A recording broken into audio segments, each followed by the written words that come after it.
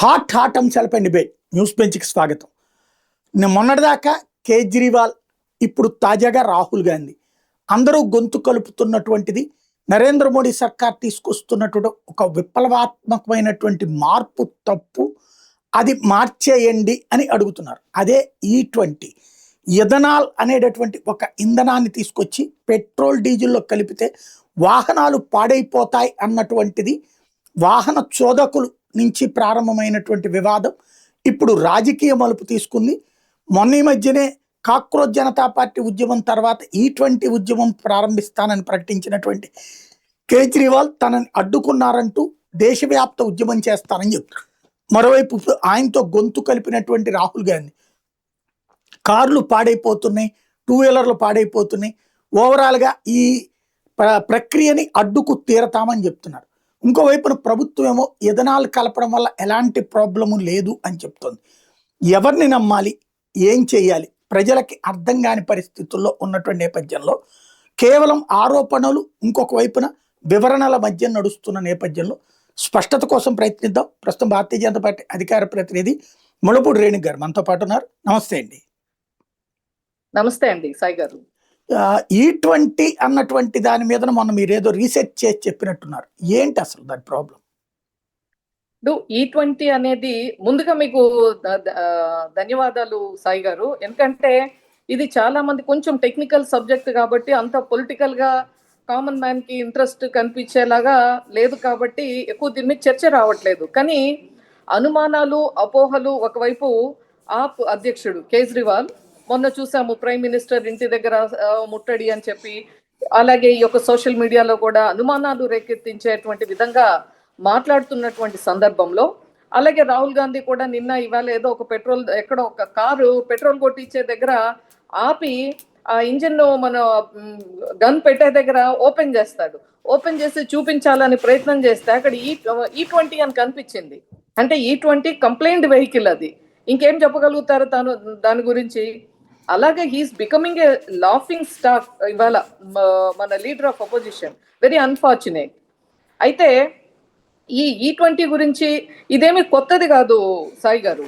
ఎందుకంటే E20 అనేటువంటిది అనేక దేశాల్లో ఇది ఎప్పటి నుంచో కొన్ని దశాబ్దాలుగా వాళ్ళు వాడుతున్నటువంటిది. అంటే it's already A proven technology. మనమేమి భారతదేశం మొట్టమొదటిసారిగా ఇన్వెంట్ చేసింది కాదు. ఎందుకంటే బ్రెజిల్ లాంటి దేశాల్లో కొన్ని దశాబ్దాల పాటు E20, E30, వాళ్ళు ఇప్పుడు E100 అంటే దాన్ని ఫ్లెక్స్ ఫ్యూయల్ అంటారు. దానికి టోటల్గా డిఫరెంట్ కంప్లైంట్స్తో ఉండే వెహికల్స్ కావాలి. అటువంటి ఆ కంప్లైంట్స్తో తగినటువంటి కార్లని మ్యానుఫ్యాక్చరింగ్ కానీ యూసేజ్లో అక్కడ ఉన్నాయి. అలాగే యుఎస్లో కూడా E10 ఉంది, E15 ఉంది, E85 ఉంది. వాళ్ళు కూడా ఫ్లెక్స్ ఫ్యూయల్కి మళ్ళీ వెళ్తూ ఉన్నారు. అలాగే జపాన్, థాయిలాండ్, పెరుగ్వే, ఇంకా చాలా దేశాలు అక్కడ వాడుతూ ఉన్నారు ఈ యొక్క E20 కానీ E10, E15. అంటే depending on the availability of ethanol, ఆ దేశంలో ఎంత అవైలబిలిటీ, వాళ్ళకి సెల్ఫ్ ప్రొడక్షన్ ఉంది, వాళ్ళు ఎంతవరకు వెళ్ళగలుగుతారు, దాన్ని బట్టి ఆ దేశాల్లో ఉన్నాయి. ఇవాళ మన దేశంలో ఫస్ట్ టైం వాజ్పేయి గారు ప్రధానమంత్రిగా ఉన్నప్పుడు 2001లో ఈ యొక్క ఎథనాల్ని భవిష్యత్తులో దీన్ని వాడటం మొదలు పెట్టాలి అని చెప్పి ఒక pilot project just with simple 1.5% ethanol బ్లెండింగ్తో మొదలు పెట్టడం జరిగింది. ఆ తర్వాత 2004లో మనకి యూపీఏ గవర్నమెంట్ వచ్చింది, మన్మోహన్ సింగ్ గవర్నమెంట్ వచ్చింది. ఆ తర్వాత వాళ్ళు కూడా 2004, 6 ఆ 2 సంవత్సరాలు కూడా ఆ 1.5% నుంచి స్లోగా వాళ్ళు కూడా ఇంక్రీజ్ చేస్తాం మొదలు పెట్టారు. మనకు ఆ రోజున ఎథనాల్ ప్రొడక్షన్ చాలా తక్కువగా ఉండేది. ఎందుకంటే ఆ టెక్నాలజీ కానీ, అలాగే దానికి సంబంధించినటువంటి అవేర్నెస్ కానీ మన దగ్గర అంత అవైలబిలిటీ లేదు. కాబట్టి దాన్ని స్లోగా కంప్లైంట్స్ చేసుకుంటూ, స్కేలప్ చేసుకుంటూ, ప్రొడక్షన్ని పెంచుకుంటూ, దానికి కావాల్సినటువంటి ఇన్ఫ్రాస్ట్రక్చర్ కానీ, ఎకోసిస్టమ్ కానీ అన్ని తయారు చేసి పెంచుతూ వచ్చారు. అలాగే 2013లో యూపీఏ గవర్నమెంటే ఒక గెజెట్ నోటిఫికేషన్ కూడా ఇవ్వటం జరిగింది. యూనియన్ క్యాబినెట్లో పెట్టారు, అప్రూవ్ చేసిన తర్వాత నోటిఫికేషన్ ఇచ్చారు. నోటిఫికేషన్లో అప్ టు E10 వరకు వెళ్ళటానికి, ఎందుకంటే మనకు అప్పటికి అవైలబిలిటీ లేదు. బిగినింగ్లో ఉన్నటువంటి టెక్నాలజీలో ఎథనాల్ కేవలం మొలాసిస్ నుంచి, అంటే షుగర్ కేన్ బేస్డే తయారు చేసేవాళ్ళు. ఆ రోజున మన దేశంలో ప్రొడక్షన్ కూడా చూస్తే మనకు 2014 ఆ సమయంలో కేవలం 421 crore లీటరే మన దగ్గర ఉన్న ప్రొడక్షన్. కాబట్టి మనం ఆ విధంగా స్లోగా ఇంక్రీజ్ చేస్తూ రావటం జరిగింది. ఆఫ్టర్ దాట్ ఎప్పుడైతే 2014లో నరేంద్ర మోడీ గారు ఎన్డీఏ గవర్నమెంట్ అధికారంలోకి వచ్చిన తర్వాత నేచురల్లీ మనము అనేక ఎనర్జీలో రిఫార్మ్స్ తీసుకురావటం జరిగింది. Clean energy, sustainability, carbon emission తగ్గించడం చూసాం మనం. అందుకే ఇప్పుడు ఎక్కువగా సోలార్ కానీ ఇట్లాంటి వాటికి ఎక్కువగా కన్వెన్షనల్ దీని నుంచి మనం ట్రెడిషనల్ మెథడ్స్ నుంచి కన్వెన్షనల్ గా వచ్చాము. కాబట్టి ఎనర్జీ సెక్యూరిటీ మన దేశం భవిష్యత్తులో సాధించాలి అంటే, ఎనర్జీ డిపెండెన్సీ ఇతర దేశాల నుంచి ఇంపోర్ట్ తగ్గించుకోవాలి అంటే, అంటే క్రూడ్ ఆయిల్ లాంటివి తగ్గించుకోవాలి అంటే మనం ఏ రకంగా ముందుకెళ్ళాలి. ఉదాహరణ మనకి ఇండియన్ రైల్వేస్ కూడా చూస్తే అదే. ఒకప్పుడు మనం స్టీము, తర్వాత కోలు, తర్వాత ఫ్యూయల్, తర్వాత మనం ఇప్పుడు ఎలక్ట్రిఫికేషన్కి వెళ్ళాము. ఇప్పుడు హైడ్రోజన్ ట్రైన్ కూడా మొన్న ఇంట్రొడ్యూస్ చేయటం జరిగింది. అంటే మనం అలాగే ఇవాల్వ్ అవుతూ ఉన్నాం. మోడీ గారి గవర్నమెంట్ లో ప్రతి రంగంలో ఆ విధంగా వచ్చాం. అదే విధంగా ఈ 10 నుంచి కూడా మనం చూస్తే మనం అలాగా ఒక్కొక్కటి ఇంప్రూవ్ చేసుకుంటూ ఎకోసిస్టమ్ ని ఇన్ ది ఇయర్ 2021 ఈ గవర్నమెంట్ ఒక పాలసీ తీసుకురావటం జరిగింది about national mission of national policy on biofuels. Biofuels ఎలా తయారు చేస్తారు ఈ యొక్క ఎథనాల్ కి సంబంధించింది అన్నప్పుడు, ఇక షుగర్ కేన్ ఒకటే కాదు, మన దగ్గర కార్న్ ఉంది, మన దేశంలో విరివిగా పండుతుంది. అలాగే rice, broken rice, especially broken rice మనకి దేనికి ఉపయోగపడదు. మనం పబ్లిక్ మన ఫుడ్ దీంట్లో రేషన్ ఇచ్చే దాంట్లో కూడా బ్రోకెన్ రైస్ వస్తే కొంత పౌల్ట్రీకి వెళ్తుంది. అలాగా అది ఎక్కువగా ఉపయోగం లేదు. కాబట్టి దాని నుంచి ఎథనాల్ తీయటం కూడా, తయారు చేయటం కూడా మొదలు పెట్టారు. ఆ విధమైనటువంటి టెక్నాలజీని మనం తయారు చేసుకోవటం ఎకోసిస్టమ్ అదే. అలాగే లాజిస్టిక్స్, ఎక్కడెక్కడ ఆయా పంటలు పండుతున్నాయి అక్కడి నుంచి ఏ విధంగా తీసుకురావాలి, దానికి కావాల్సినటువంటి ట్రాన్స్పోర్ట్ సిస్టమ్, అంటే ఇండియన్ రైల్వేస్ ఎలా ఉండాలి, మనకు ఎక్కడ నుండి ఏ ఏరియాలో ఏ పంట పండుతుంది, దాని ఆధారిత పరిశ్రమలు అక్కడ డెడికేటెడ్ ఎథనాల్ ప్లాంట్స్ ఎలా పెట్టాలి, ఆ విధంగా లింకింగ్ అంతా చాలా బ్యూటిఫుల్ స్టోరీ అండి. ఇది it's a very successful story. Unfortunately opposition ఏమంటే దీన్ని కూడా కర్బ్ చేసేయాలి, మన దేశంలో ఉన్నటువంటి ప్రజలకు ఒక రాంగ్ మెసేజ్ ఇచ్చేటువంటి విధంగా, అనుమానాలు ఆ విధంగా మాట్లాడుతూ ఉన్నారు. కానీ ఈ యొక్క పాలసీ మనం కూడా నీతి ఆయోగ్ ఒక రోడ్ మ్యాప్ ఇచ్చినప్పుడు మనం వెళ్తున్నటువంటి పేస్ లో చూస్తే మనకి ఇంత ప్రొడక్షన్ కావాలి అంటే 2030కి ఒక టార్గెట్ పెట్టారు. కానీ మనం 2025కి అచీవ్ చేసాం. We should feel proud of it. That's our success story. This is what we can showcase it to the world. India in spite of మనకు ఇంత జనాభా ఇంత ఉన్నప్పుడు కూడా మనం అగ్రేరియన్ ఎకానమీ కాబట్టి, వ్యవసాయ ఆధారిత దేశం కాబట్టి, రైతులకు ఉపయోగపడేటువంటిది కాబట్టి, అలాగే క్లీన్ ఎన్విరాన్మెంట్ కాబట్టి మనకి కార్బన్ ఎమిషన్ తగ్గుతుంది. ఆ విధంగా కూడా బెనిఫిట్ ఉంది. అలాగే మనం ఇంపోర్ట్ ఫ్యూయల్ డిపెండెన్సీ ఎప్పుడైతే తగ్గుతుందో, క్రూడ్ ఆయిల్ డిపెండెన్సీ తగ్గుతుందో, టు దట్ ఎక్స్టెంట్ మనం ఎనర్జీ సెక్యూరిటీ సాధించినట్టు. ఇన్ని బెనిఫిట్స్ ఉన్నప్పుడు, దీని మూలంగా రైతుకి వాల్యూ ఎడిషన్ వస్తున్నప్పుడు, రైతుకి ఇంకొక రకమైనటువంటి ఆదాయం, కేవలం పంట అమ్మితేనే కాదు, పంట నుంచి ఈ విధమైనటువంటి వాల్యూ ఎడిషన్ యొక్క బెనిఫిట్ కూడా ఉన్నప్పుడు, ఇన్ని రకాలుగా మనకు దాని యొక్క ఉపయోగాలు ఉన్నప్పుడు ముందుకెళ్ళాలి అని చెప్పి మొదలు పెట్టాం. అయితే మీరు ఇక్కడ అరవింద్ కేజ్రీవాల్ ఇప్పుడు ఎందుకు మాట్లాడుతున్నాడు, ఏదో ఎథనాల్ ఇప్పుడే వచ్చినట్లుగా, E20 ఇప్పుడే వచ్చినట్లుగా మాట్లాడుతున్నాడు. అతను పార్టీ పెట్టి ఎప్పుడు 2014లో పార్టీ పెట్టడం, ఈ 12 సంవత్సరాల్లో గ్రోత్ స్టోరీ ఉంది కదా.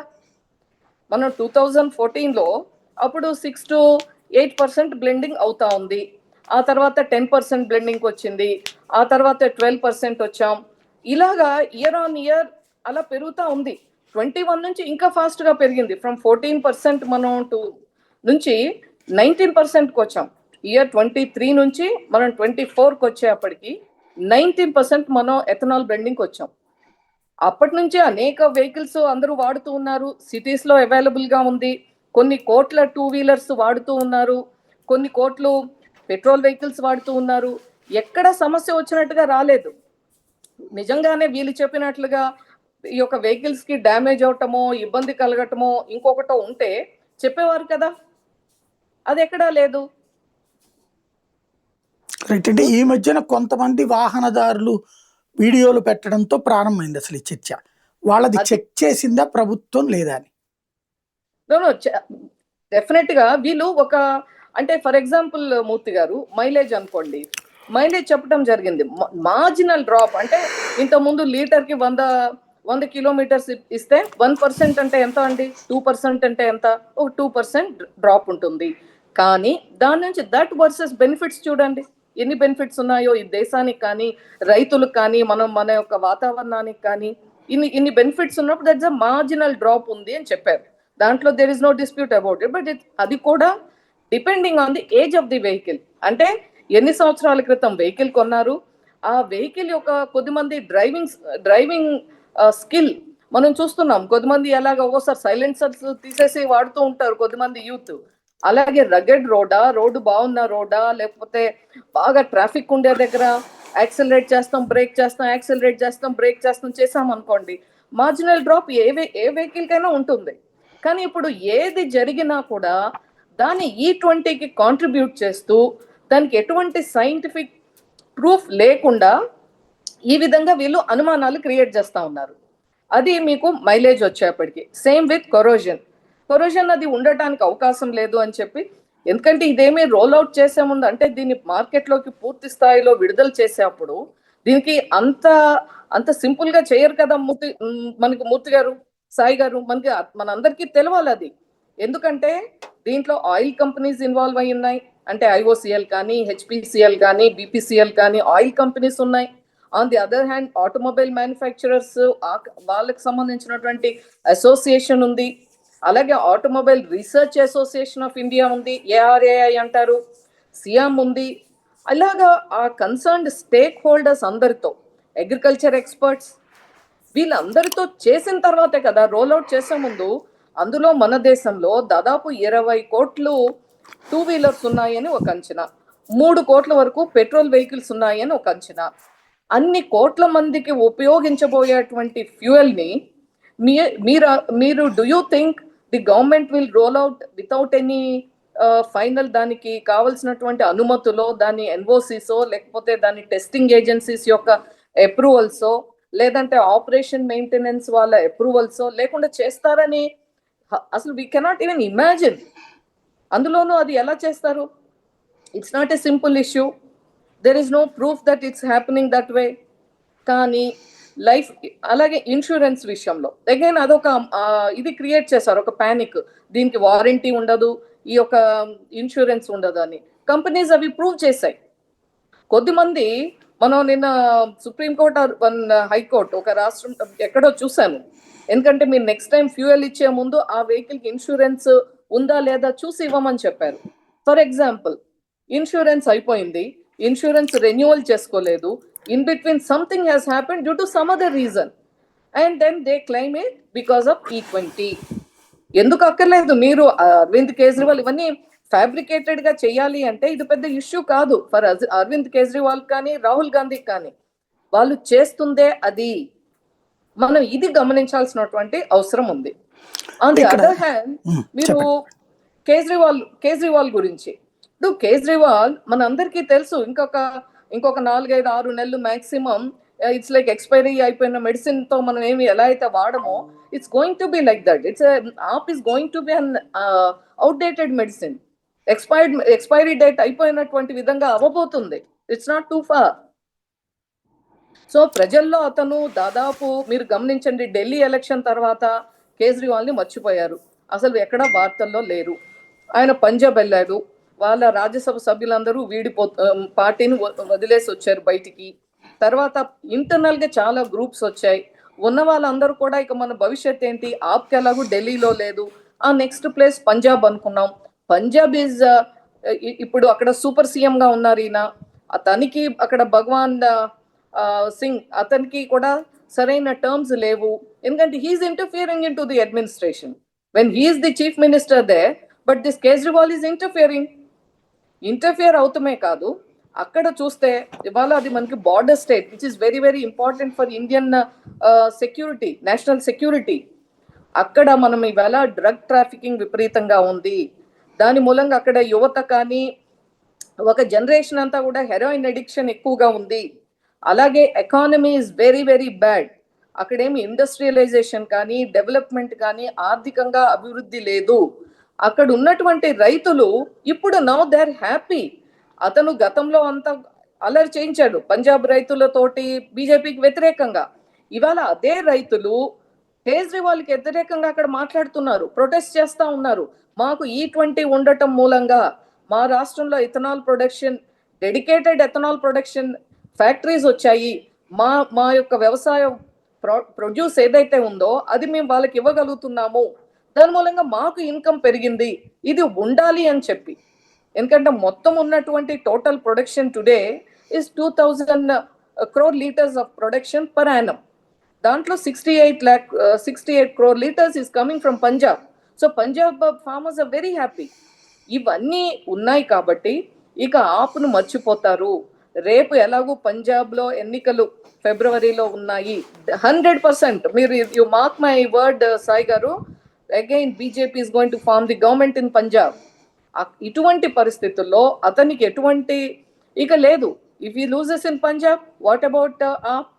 ఇవాళ ఒక్కొక్క పార్టీ ప్రజలు బహిష్కరిస్తున్నారు. వాళ్ళ ముక్త భారత్ తొందరలో ఉంది. మనం చూసాం కొన్ని దగ్గర కమ్యూనిస్ట్ రాష్ట్రాలు అయిపోయింది, కొన్ని దగ్గర ఇప్పుడు టీఎంసీ లాంటి వాళ్ళు మేము మర్జీ చేసేస్తామని వెళ్తున్నారు. పార్టీ బయటకు వచ్చి ఇంకో దగ్గర కలిశారు. ఈ విధంగా నెక్స్ట్ జరగబోయేది ఆల్రెడీ చాలా వరకు జరిగింది. కేజ్రీవాల్ మీద రివోల్ట్, ఇంటర్నల్ రివోల్ట్, ఇవన్నీ చర్చకి రాకూడదు కాబట్టి ఏదో ఒక ఇష్యూ కావాలి. తనకు క్రెడిబిలిటీ లేదు కాబట్టి మొన్న నీట్ పేపర్ లీక్స్ అప్పుడు కూడా ఈ కాక్రోచ్ జనతా పార్టీ అని చెప్పి ఎవరండి అందులో ఉన్న నలుగురు మెయిన్ ఎవరైతే ఉన్నారో వాళ్ళందరూ కూడా ఆప్ సోషల్ మీడియా పనిచేసిన వాళ్ళు. మీరు అభిజిత్ దిప్కే అతను గతంలో ఆప్కి నేషనల్ మొత్తం దేశవ్యాప్తంగా కూడా ఈ యొక్క సోషల్ మీడియా ఇన్ఛార్జ్గా చేశాడు. అతను ఒక నెరేటివ్ బిల్డర్గా అతను పనిచేశాడు, కంటెంట్ క్రియేటర్గా ఉన్నాడు. అలాగే మిగతా వాళ్ళందరూ కూడా ఆప్కి పనిచేసినటువంటి వాళ్ళు. కానీ దాన్ని ఎక్కువగా బయటికి రానివ్వకుండా వాళ్ళని ముందు పెట్టి ఇతనికి క్రెడిబిలిటీ పోయింది కాబట్టి ఇతని యొక్క దీన్ని టాస్క్ ని వాళ్ళ ద్వారా చేపిస్తా ఉన్నాడు, so that youth will be influenced అని. But very soon the youth also have realise the reality, what is reality, what is fake. So అందుకే ఇవాళ మళ్ళీ చెయ్యాలనుకున్నా కూడా ఇటువంటిది ప్రతిసారి ఒకసారి జరిగింది కదా అని చెప్పి ప్రతిసారి జరుగుతుంది ఆ విధంగా అనుకుంటాం కూడా మూర్ఖత్వం రాజకీయ పార్టీలకు. కానీ ఇవాళ యూత్ చాలా తెలివిగా ఆలోచిస్తున్నారు కాబట్టి మనం చూసాము. అదంతా అయిపోయిన తర్వాత ధర్మేంద్ర ప్రధాన్ గారు రాజీనామా తర్వాత యూత్ కావాల్సింది ఏంటి, ప్రభుత్వం చేస్తుంది ఏంటి, ఇవన్నీ గమనిస్తా ఉన్నారు. So that's what it is Sai గారు. ప్రజలకి ఇక్కడ ఒక స్పష్టత రావాల్సింది ఏంటంటే, వీళ్ళు పార్లమెంట్లో ప్రశ్నోత్తరాల సందర్భంగా ఇచ్చినటువంటి 2 సమాధానాలకు సంబంధించిన ఇప్పుడు ఒక కన్ఫ్యూజన్ ఉంది. వీళ్ళు దాన్నే హైలైట్ చేస్తున్నారు. ఒకటేంటంటే ఒక 2 ఏళ్ల క్రితం అంటే 2024కి ముందు ఉన్నటువంటి వాహనాలకి కొన్ని రబ్బర్స్ అయ్యి మార్చాల్సి ఉంటుందని నితిన్ గడ్కరీ ఇచ్చినటువంటి ఆన్సర్ ఒకటి. రెండవది వచ్చేటప్పటికి వీళ్ళు ఇంకొక పాయింట్ అడిగేది ఏంటంటే, ఇప్పుడు E20 వెహికల్స్ అనేది కొత్తగా అంటే మీరు చెప్తున్నటువంటి బ్రెజిల్ లాంటి చోట్ల వీటి కోసమే డిజైన్ చేసిన వాహనాలు, వీటి కోసమే ఇంజన్ల తయారీ జరిగింది. అలాగా అప్డేట్ అయ్యేదాకా ఆగకుండా తొందరపడటం అనేది గడ్కరీ గారి అబ్బాయికి ఫ్యాక్టరీ ఉంది, ఎథనాల్ ఫ్యాక్టరీ, కాబట్టి ఇదంతా నడిపిస్తున్నారు, ఇదో కుంభకోణం అన్నటువంటి ఆరోపణ చేస్తున్నారు. ఇప్పుడు గడ్కరీ గారి కుమారుడికి అనేటువంటిది మొత్తం ఎంటైర్ ప్రొడక్షన్ లో ఆ ప్రొడక్షన్ అంతా ఎప్పుడు స్టార్ట్ చేశారు, వాళ్ళది ఒక గడ్కరీ గారిది ఒక బిజినెస్ బ్యాక్గ్రౌండ్ అండి. ఇట్ డజంట్ మీన్ దట్ తన సన్ను పెట్టుకున్నారు ఏంటి అనేటువంటి దానికి సంబంధించి ఈ ఆరోపణల మీద వారు కూడా హైకోర్టుకి వెళ్ళారు, డిఫమేషన్ వేశారు. హైకోర్టులో ఆ యొక్క కేసు కూడా అడ్మిట్ అయింది. సో అది ప్రెజుడిస్ గా ఉంది కాబట్టి, కోర్టులో ఉంది కాబట్టి we'll wait for some more time, because it's directly వారి యొక్క సన్ మీద అంటున్నారు కాబట్టి దానికి సంబంధించినటువంటి పూర్తి వివరాలతో గడ్కరీ గారు వచ్చి చెప్తారు. ఆల్రెడీ కోర్టుకు కూడా డిఫమేషన్ వెళ్ళారు. ఆన్ ది అదర్ హ్యాండ్ ఇప్పుడు మీకు కేజ్రీవాల్ ఇంకొకటి చెప్తున్నాడు, ట్రంప్కి మోడీ గారు సరెండర్ అయ్యారంట. అసలు ఇది ఒక పెద్ద జోక్ అండి, ఇట్స్ మిలీనియం జోక్. మనము ట్రంప్కి ఏ విషయంలోనూ ఇప్పటి వరకు మోడీ గారు వచ్చిన తర్వాత ఈ దేశం యొక్క ప్రతిష్టని కానీ ఏ కంట్రీ విషయంలో కూడా మనం కాంప్రమైజ్ అవ్వకుండా అవసరమైతే మనం అన్ని దేశాలకు ట్రేడ్ ట్యాక్స్ విధించినప్పుడు కూడా చూస్తే మన దేశానికి మినిమం ట్యాక్స్ తో బయటకు వచ్చినటువంటి దేశం. అటువంటిది ఏదో ఇంపోర్ట్ కోసం ఈ యొక్క ఇథనాల్ ని వాడుతున్నామని అంటే కేజ్రీవాల్ తెలియక కాదండి, he knows the reality, he knows the fact. మన దగ్గర ఏదైతే మనం తయారు చేసుకునేటువంటి ఎథనాల్ మన దేశానికి E20కి ఈ యొక్క బ్లెండింగ్ కి కావాల్సినటువంటి వరకు మనకి సరిపోతుంది. We don't need any imported ethanol. Another thing, మనం ఇంపోర్ట్ చేసుకునేటువంటి ఎథనాల్ అంతా కూడా that's only for industrial use, that's used in some of the chemical industry, some of the pharmaceuticals, ఈ డ్రగ్ మ్యానుఫ్యాక్చరింగ్ వాటిల్లోకి వాడేటువంటిది. But none of the import is used for E20 ethanol. So again that's a false. అంటే పదే పదే చెప్తే ఏదో ట్రంప్కి మోడీ గారు surrender అయ్యారు, ఇదంతా ఏంటంటే కొద్ది మందిలో అనుమానం కలిగేలా చేయటం. ఇంకోటి క్షమించరాని ఒక ఇది ఏమంటే ATF లో కూడా ఎథనాల్ వాడుతున్నారు అని చెప్పి. అంటే చూడండి అసలు ఎంత పానిక్ క్రియేట్ చేస్తుందో. Is it not the irresponsibility of the Kejriwal? ఒక పార్టీ నాయకుడు అయి ఉండి, అంటే అతి తెలివి అన్నమాట. కేజ్రీవాల్ ఎప్పుడు చూడండి అతను అతిగా ఊహించుకుంటాడు, తనకి తాను అపరమేధావి అనుకుంటాడు. కోవిడ్ సమయంలో కూడా వ్యాక్సిన్ తయారు చేసినప్పుడు ఫార్ములాలు బయట పెట్టండి, ఇన్ని కోట్ల మందికి మనం 2 డోసులు ఇచ్చిన దేశం కేవలం భారతదేశం. సాయి గారు, మనకి ఇక్కడ ఇవ్వటమే కాదు, దాదాపు 60 దేశాలకు పైగా మనం వ్యాక్సిన్ ఇచ్చాం. వ్యాక్సిన్ ఇచ్చి మనం ఒక ప్రాణదాతగా ఉన్నాము, దేశాన్ని కాపాడాము, ప్రపంచాన్ని కాపాడాము, మానవాళికి ఉపయోగపడ్డాము, మన దేశాన్ని వ్యాక్సిన్ క్యాపిటల్ గా తయారు చేసుకున్నాము. అటువంటి గొప్ప కార్యక్రమంలో ఎక్కడ మోడీ గారి క్రెడిట్ వస్తుందో అని మీరు ఫార్ములాలు బయట పెట్టండి. Who is he to approve it? The concerned authorities will approve before we roll out anything like that. Any technical thing మనం ఒకసారి మార్కెట్లోకి ఇచ్చే ముందు దాని కన్సర్న్డ్ ఎక్స్పర్ట్స్ ఎవరైతే ఉంటారో వాళ్ళ అప్రూవల్ కావాలి. Not Kejriwal's approval, not Rahul Gandhi's approval. We don't need these people approval.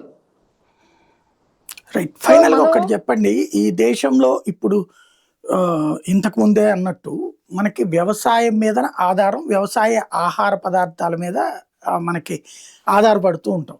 మనం తినగా మిగిలింది ఇతర దేశాలకు ఇస్తున్నాం.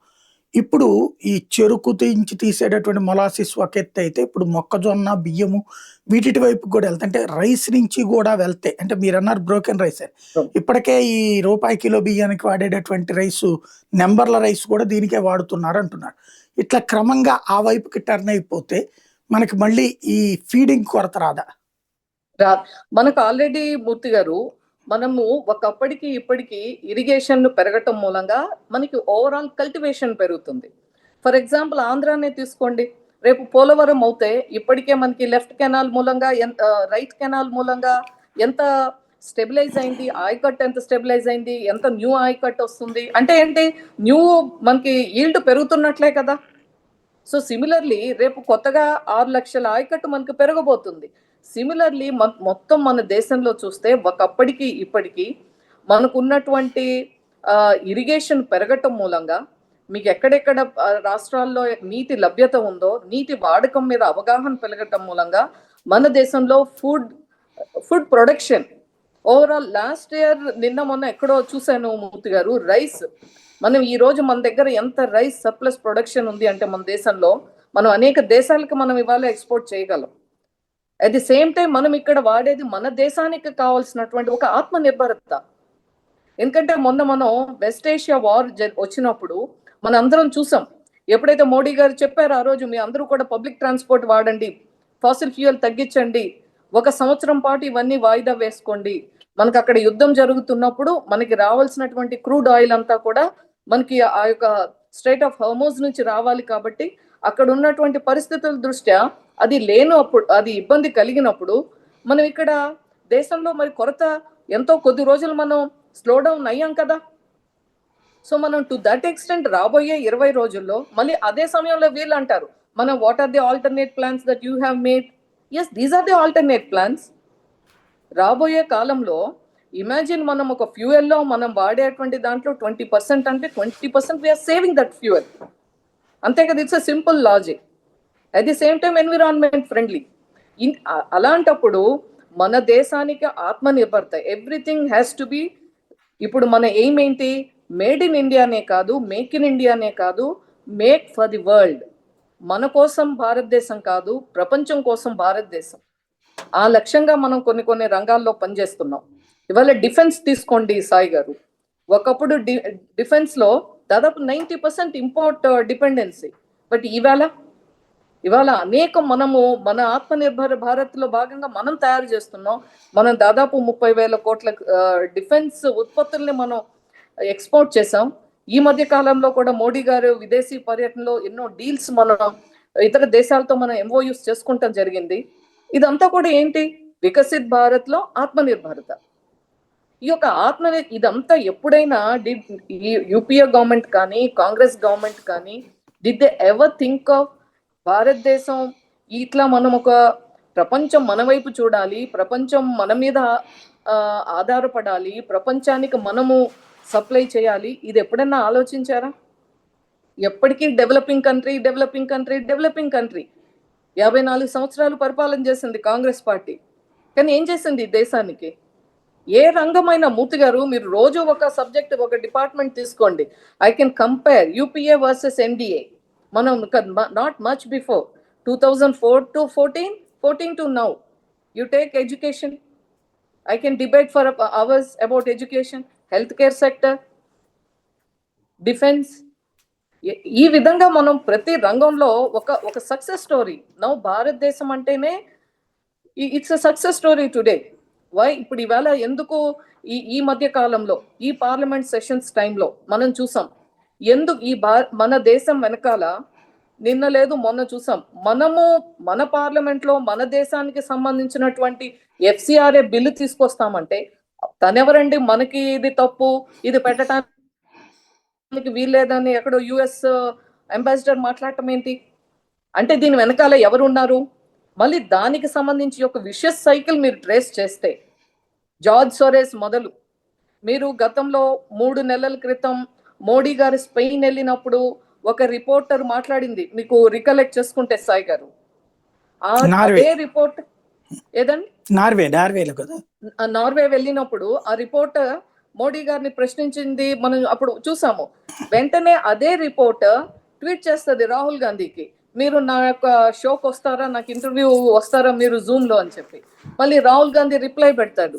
అంటే మన దేశం యొక్క ఇమేజ్ ని గ్లోబల్ గా ఏ విధంగా తగ్గించే ప్రయత్నం, ఏ విధంగా ఈ దేశంలో మోడీ గారి నాయకత్వాన్ని, ఎన్డీఏని, భారతీయ జనతా పార్టీ యొక్క నాయకత్వాన్ని బలహీనపరచడానికి విదేశాల్లో జరుగుతున్నటువంటి కుట్ర ఎన్ని అంశాల్లో ఉంది అనేటువంటిది ఈ 3 వారాల్లో మనం చూసాము.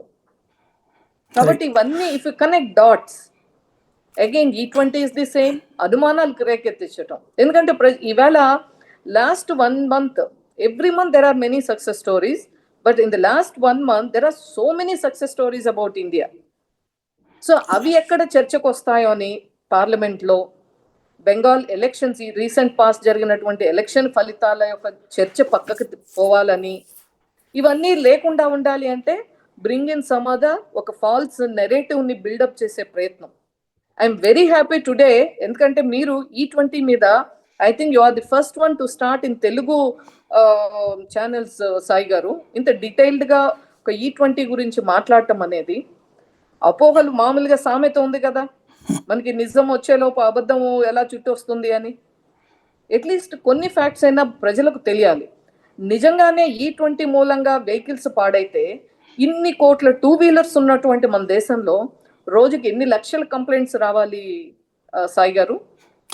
ఎన్ని వస్తున్నాయి మన దేశంలో? మన చుట్టుపక్కల బైక్ లేని ఇల్లు అయితే లేదు కదా దాదాపు ఈ రోజుల్లో, బైక్ లేనిది లేదు. కంక్లూడ్ చేసే ముందు ఒక పాయింట్, నీట్ విషయంలో యాజిటేషన్స్ ద్వారా ధర్మేంద్ర ప్రధాన్ రాజీనామా దాకా చేయగలిగారు. ఇప్పుడు అట్లాంటి యాజిటేషన్ E20 మీద తీసుకొస్తామని చెప్తున్నారు. మీరు అన్నట్టే వాళ్ళు ఆల్రెడీ ప్రచారంలోకి దిగారు. అది ఫాల్స్ ప్రాపగాండా, రైట్ ప్రాపగాండా అంటే నీట్లోనైనా సరే ప్రభుత్వం దృష్టిలో ఫాల్స్, బట్ వాళ్ళ దృష్టిలో సక్సెస్. అట్లా ఇది కూడా ఇంతకుముందు రైతుల విషయంలోనే కూడా వెనక్కి తగ్గాల్సి వచ్చింది, రైతుల బిల్లు విషయంలో కూడా. ఇప్పుడు అట్లా జరిగే అవకాశం ఏమన్నా ఉంటుందా? ఇప్పుడు గతంలో రైతుల విషయంలో వెనక్కి తగ్గాము అంటే అది కార్పొరేట్ బిల్ ఏదైతే వ్యవసాయానికి సంబంధించినటువంటి బిల్ వచ్చినప్పుడు that is the greatness of the leader ఎప్పుడు ఒకటి మంచిగా ఆలోచించి ఈ దేశ ప్రజలకో particular section of the people రైతులకు ఉపయోగం అని చెప్పి ఒక నిర్ణయం చేయాలి అని భావించారు. కానీ ఆ విధంగా పర్సీవ్ అవనప్పుడు ఆ రైతులలో దాని మీద వారి కొంత అభిప్రాయం వేరుగా ఉన్నప్పుడు తప్పు లేదు. అది ప్రజాభిప్రాయాన్ని గౌరవించటం సాయి గారు. అది వెనక్కి తగ్గటం కాదు. నాయకుడికి ఉన్న ఒక గొప్ప లక్షణం అది మోడీ గారికి ఉన్నటువంటి ఒక గొప్ప లక్షణం ఏమంటే, మనం ఒక మంచి కార్యక్రమం చేయాలన్నప్పుడు వారి అభిప్రాయం వేరుగా ఉంటే దాన్ని గౌరవించాలి అని నమ్మినటువంటి వ్యక్తి కాబట్టి ఆ రోజు మనం రైతుల విషయంలో ఆ నిర్ణయం చేయటం జరిగింది. ఇప్పుడు ప్రతిసారి మనం డెమోక్రసీలో మనము ఇప్పుడు మొన్న యాక్చువల్గా నీట్ విషయం మనం వెళ్తే అదొక డీటెయిల్డ్ గా నేను చెప్పదలుచుకున్నాను. మొన్న ధర్మేంద్ర ప్రధాన్ గారు రాజీనామా చేశారు అంటే నిజంగా is it directly linked with Dharmendra Pradhan గారు? I totally oppose the resignation of Dharmendra Pradhan గారు and personal, this is my personal view. ఎందుకంటే మన దేశంలో ఈ విధంగా ఇటువంటి ఆరోపణలు చేసిన ప్రతిసారి మంత్రుల్ని రాజీనామా చేయమంటాం, లేదంటే ప్రధానమంత్రుల్ని రాజీనామా చేయమంటాం. It's a very bad president అవుతుంది సాయి గారు. ఇవాళ ఎవరు ప్రభుత్వంలో ఉన్నారు అని కాదు, ఎవరు మంత్రిగా ఉన్నారు అని కాదు. మనం ఒక డెమోక్రటిక్ కంట్రీలో మనం ఒక రాజ్యాంగబద్ధంగా మన యొక్క ప్రభుత్వం 5 సంవత్సరాలకు ఇచ్చినప్పుడు ఆ ప్రభుత్వంలో డిస్క్రిషన్ ఆఫ్ ది ఎవరిని మంత్రులుగా పెట్టుకోవాలి అనేటువంటిది ప్రధానమంత్రి గారికి ఉన్నప్పుడు ఓకే, అది వారు ఒక నైతిక బాధ్యత వహిస్తూ, మీరు ఆ రోజు కూడా మీరు గమనిస్తే ఆ యొక్క మొత్తము ప్రొటెస్ట్ జంతర్ మంతర్లో జరిగేటువంటి ప్రొటెస్ట్ పక్కదారి పడుతుంది. ఏ విద్యార్థులైతే ఈ యొక్క పేపర్ లీక్స్ గురించి ఆందోళన చేస్తున్నారో ఆ విద్యార్థుల యొక్క మనోభావాల్ని గౌరవిస్తూ ఎట్ ది సేమ్ టైం వారి ముసుగులో ఏదైతే ఇప్పుడు నిన్న మొన్న కూడా చూసాం, ఐఎస్ఐ ఇద్దరిని మనం పంజాబ్ పోలీసులు పట్టుకోవడం జరిగింది. అదే మాదిరిగా దాదాపు 2200 పైగా ఈ యొక్క యాంటీ నేషనల్ ఒక సంఘ విద్రోహ శక్తుల, మన దేశ విద్రోహ శక్తుల వాళ్ళందరూ ఆ ముసుగులో ఉన్నారు. ఎంతో మంది వాంటెడ్ క్రిమినల్స్ అక్కడికి వచ్చారు అనేటువంటిది మరి మన హై టెక్నాలజీ వాడటం మూలంగా తెలిసినటువంటి సందర్భంలో ఏదైనా జరగరాంది జరిగితే ఒక యూత్ యొక్క ఇమోషనో ఇంకొకటో దాన్ని కొద్దిమంది అడ్డం పెట్టుకుని చేసేటువంటి ఇటువంటి కార్యక్రమాల్లో న్యాయపరంగా విద్యార్థులు ఇబ్బంది పడకూడదు అని ఒక నైతిక బాధ్యత వహిస్తూ ధర్మేంద్ర ప్రధాన్ గారు రాజీనామా చేశారు. In fact we lost a very good leader. ఆయన మూలంగా ఇవాళ ఈ దేశంలో మనకు ఒక నేషనల్ ఎడ్యుకేషన్ పాలసీ 2020 వచ్చిన ఆ తర్వాత మొత్తం మన సిలబస్ కానీ రిఫార్మ్స్ కానీ ఐటీఐలో కానీ యూ టేక్ ఒక్కొక్క higher education, technical education, digital education వీటన్నిటిలో అందుకే అన్నాను యూపీఏ వర్సెస్ ఎన్డీఏ మనం కానీ ఒక డిబేట్ పెడితే about only education in the country, that's a very big subject Sai గారు. బట్ సింపుల్గా మనం దీన్ని ఒక కండెన్స్డ్ ఫామ్లో చెప్పాలి అంటే ఇటువంటి సమయంలో యూత్కి I must tell you today ఏది మనం జెన్జీ అని చెప్పాం. జెన్జీ గురించి చాలా ఎక్కువగా ఈ మధ్య కాలంలో మాట్లాడుతూ ఉన్నాం. Actually you know who is the real Gen Z today? It's not by the age, it's by how you look at things. అంటే మనం ఎలా ప్రతి విషయాన్ని ఎలా ఆలోచిస్తామో. ఇవాళ రియల్ జెన్జీకి మెంటర్ ఎవరు అంటే Narendra Modi is the mentor of the Gen Z in Bharat. జెన్జీకి ఏం కావాలి, జెన్జీతో ఎలా కనెక్ట్ అవ్వాలి, జెన్జీతో ఒక క్రైసిస్ ఉన్నప్పుడు ఏ విధంగా దాన్ని మనము ఒక ధైర్యంగా పానిక్ లేకుండా ఎలా ఎదుర్కోవాలి. He's the hero. ఇవాళ జెన్జీ కావాల్సింది వారికి ఇన్స్పిరేషన్, ఒక మెంటర్ ఎవరు అంటే అది నరేంద్ర మోడీ గారు. సో కాల్డ్ యువ నాయకుడు రాహుల్ గాంధీ కాదు, it is Narendra Modi. It's not the age, it's the mindset. Narendra Modi గారు జెన్జీకి కావాల్సినటువంటి పాత్ ఎలా వేస్తున్నారు, whether it's make in India, startup India or it is digital India. మనకి ఇప్పుడు ఇవాళ జెన్జీ యొక్క ఎనర్జీ ఎలా ఉంది అంటే మనం ఒక బటన్ నొక్కితే అది బఫర్ అవుతా ఉంటే తట్టుకోలేని పరిస్థితి. They can't wait. Why is it not immediately getting connected? అటువంటి సిచ్యువేషన్ లో వాళ్ళ వేగానికి అనుగుణంగా వేగంగా స్పందించి వీరి భవిష్యత్తుకి ఏం కావాలి, ఈ యువతకు వారికి ఉన్నటువంటి ఎనర్జీని దాన్ని ఛానలైజ్ చేయడానికి ఏం చేయాలి, వారి యొక్క మనోభావాల్ని ఎలా గౌరవించాలి, వారు అడిగే దానిలో న్యాయపరమైనటువంటి విషయాలు ఏంటి, ఇవన్నిటినీ అంత ఫాస్ట్గా, అంత క్లియర్గా, అంత ఏమంటాము without any egos, the way he connected to the youth is extraordinary. We are very fortunate to have a prime minister like Narendra Modiji. అందుకే అంటున్నాను, మన భారతదేశంలో యువత చాలా అదృష్టవంతులు, అటువంటి నాయకులు మనకు ఉన్నారు కాబట్టి. Compare with any other countries, అక్కడ ఉన్నటువంటి జెన్జీకి ఎలాగా అక్కడ అవకాశాలు ఉన్నాయి ఇన్ఫ్రాస్ట్రక్చర్ విషయంలో కానీ ఏదైనా, మన దేశంలో ఉన్నటువంటి జెన్జీకి ఈవాల్టికి కాదు భవిష్యత్తుకి ఆల్ఫాకి ఏం కావాలి, నాట్ జస్ట్ జెన్జీ, ఆల్ఫాకి ఏం కావాలి. ఇవాళ స్కూల్స్లో కంటెంట్ క్రియేషన్ ల్యాబ్స్ వచ్చాయి, ఖేలో ఇండియా వచ్చింది. ఇలా if you ask me I can go on Sai గారు. రైట్.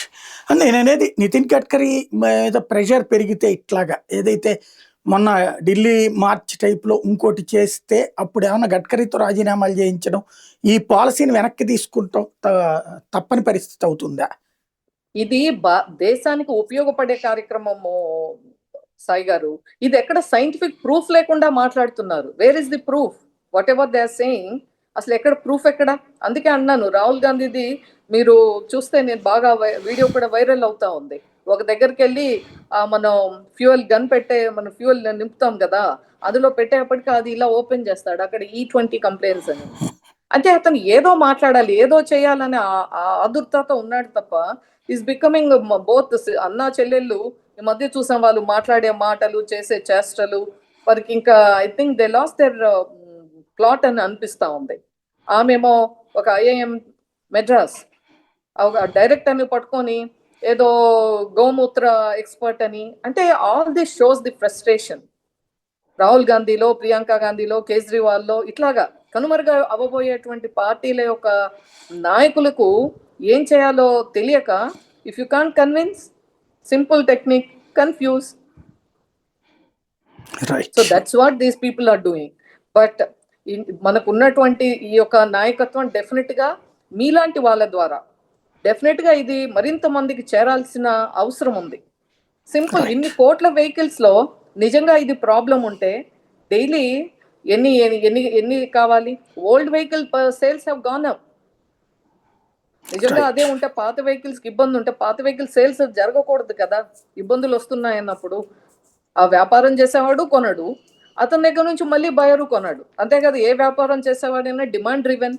డిమాండ్ లేకపోతే ఎందుకు పెడతారు ఆ రీసేల్ చేసే అటువంటి బిజినెస్లు, అన్ని కార్ షాపీస్? అక్కడికి వెళ్ళి మళ్ళీ వీళ్ళు ఎందుకు కొంటారు? నిజంగా ఓల్డ్ వెహికల్స్ కి ఇబ్బందులు వస్తున్నాయి అంటే. అండ్ వీ హీన్ యూజింగ్ 24 నుంచి కొన్ని సిటీస్ లో, కొన్ని పెట్రోల్ బంక్స్ లో వాడుతూ ఉన్నారు. సో ఇవన్నీ if you connect dots, then anybody can understand that it's a fake thing. ఇందులో రియాలిటీ లేదు, నిర్భయంగా వాడుకోవచ్చు అందరూ కూడా. ఎటువంటి ప్యానిక్ E20 మీద అవసరం లేదు. This my appeal, because this a scientific reason. I'm not just saying because of I'm the spokesperson of Bharatiya Janata Party. Reality is there is a proven story. Right. Thank you very much అండి. ఈ పరిస్థితి E20 మీదన మరొకసారి దేశవ్యాప్త ఉద్యమానికి ఓవైపు రాహుల్ గాంధీ, కేజ్రీవాల్ పిలుపునిస్తున్న నేపథ్యంలో ఎలాంటి సమస్యలు లేని భవిష్యత్తు ప్రణాళికల కోసం తయారు చేస్తున్న దాన్ని అనవసరమైనటువంటి వాదాల్లోకి తీసుకువెళ్తున్నారన్నటువంటిదే భారతీయ జనతా పార్టీ చెప్తుంది.